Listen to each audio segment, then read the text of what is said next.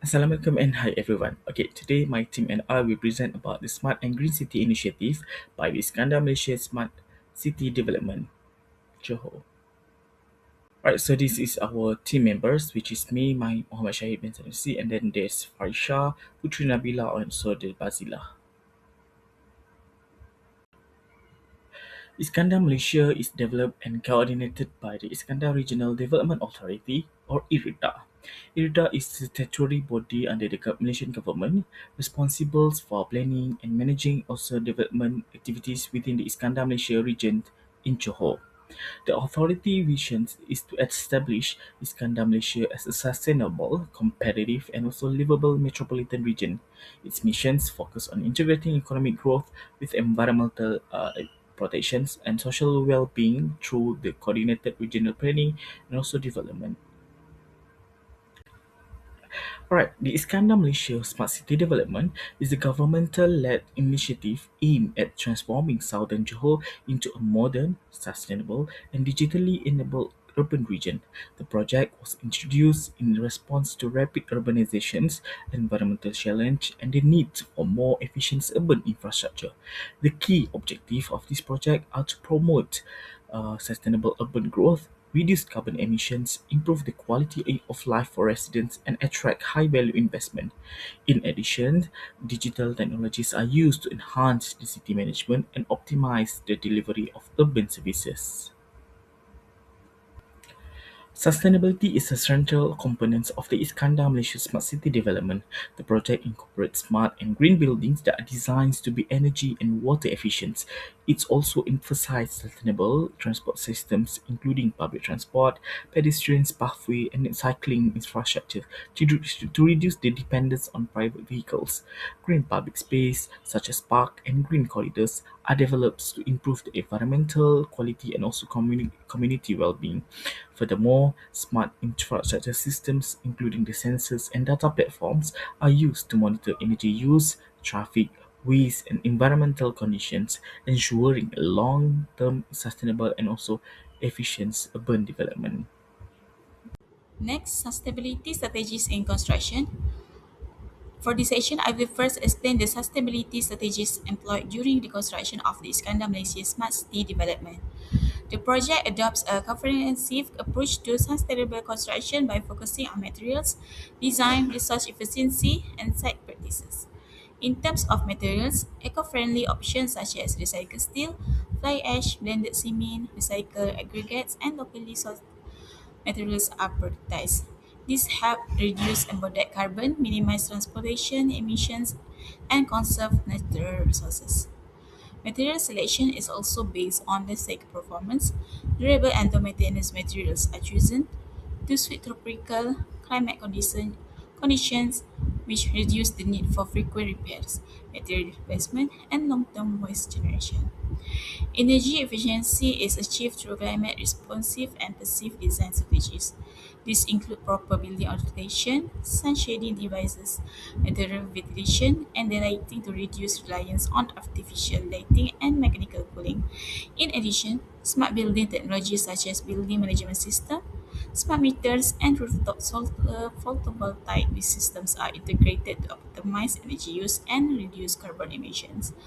Water sustainability and environmental protection are also addressed through water harvesting system, water efficient features, smart water meters, and sustainable drainage solutions such as permeable, permeable pavement, bioswales, and retention ponds. Construction waste is managed through construction waste management plans, on-site waste segregation, recycling, prevent prefabrication, modular construction, and the use of building information modeling to reduce rework and material wastage. Next, I will evaluate how these sustainability strategies are implemented in practice. The effectiveness of sustainability implementation in Iskandar Malaysia is largely supported by a strong procurement and management mechanism. Sustainability is integrated into the selection criteria for contractors, consultants, and suppliers, meaning that decisions are not based on cost alone. Contractors are also evaluated on their environmental performance, experience in green or smart city projects, and compliance with sustainability standards. During the tendering stage, sustainability requirements are clearly embedded in tenders documents. These include the use of energy efficient construction method, sustainable materials, and detailed waste management plans, making sustainability commitments contractually binding from the early stage of the project. Supplier engagement further strengthen implementation. Early involvement of suppliers helps align material specification, delivery schedules, and sustainability expectations. Preference is given to suppliers that provide certified green materials, transparent sourcing practice, and reliable quality assurance. Finally, continuous monitoring through site inspections, progress reporting, and performance audit ensures compliance with sustainability requirements and allows early corrective actions. Overall, this structured approach ensures that sustainability goals are effectively translated from planning into on-site construction practices. For this project, the main challenge in implementing sustainable practice was the high initial cost. Green material and smart technologies require a higher upfront investment compared to conventional construction. However, this was addressed by focusing on a long-term saving through life cycle cost analysis and by using government incentive and public-private partnership. Another challenge was a regulatory complexity. The project had to comply with a multiple environmental and green building regulation which slowed down approval. This issue was managed by early engagement with authorities and following standard green building guidelines.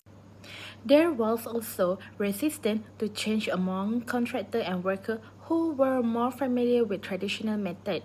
This was overcome through training program, awareness session, and continuous stakeholder engagement. Finally, integrating smart technologies with a construction work require a strong coordination. The project team addressed this by using an integrated planning approach and close collaboration between engineers, IT specialists, and contractors. Overall, despite this challenge, effective planning and teamwork enable a successful implementation of sustainable practice. Next, I will explain how sustainability practice influence the success of the project in terms of environmental, economic, and social aspect. From the environmental perspective, the use of energy efficient design, renewable energy, and smart system help reduce carbon emissions, lower energy and water consumption, and improve air quality. The development of green spaces also reduce the urban heat islands effect and supported biodiversity. This practice help minimize the project's environmental impact and support the long-term environmental protections. In terms of economic impact, also the initial cost of sustainable technology was highest. The project achieved a long-term saving through reduced operationals and maintenance costs. Sustainable buildings are more durable and energy efficient, which lower expense over time. In addition, the smart and green cities concept attracted investor and business, increase property value, and support long-term economic growth. From the social aspect, sustainability practice improve the quality of life for residents, workable areas, green spaces, and efficient public transport, encourage healthier lifestyles. Smart technology also improve safety and urban service. As a result, public satisfaction and acceptance of the project increase. Overall, sustainable practice contribute positively to project success by balancing environmental protections, economic benefits, and social well-being. Based on the challenges and success observed, several recommendations can be suggested for the future project is, firstly, sustainability should be integrated from the early planning stage, not added later.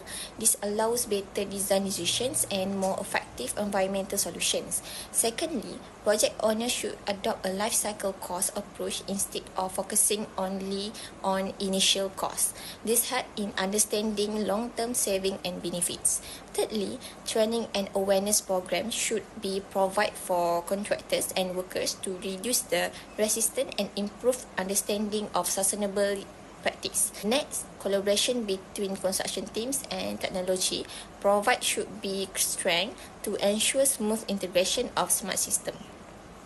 Future projects should also expand the use of renewable energy such as solar power and apply smart monitoring system to manage energy, water and waste more efficiently.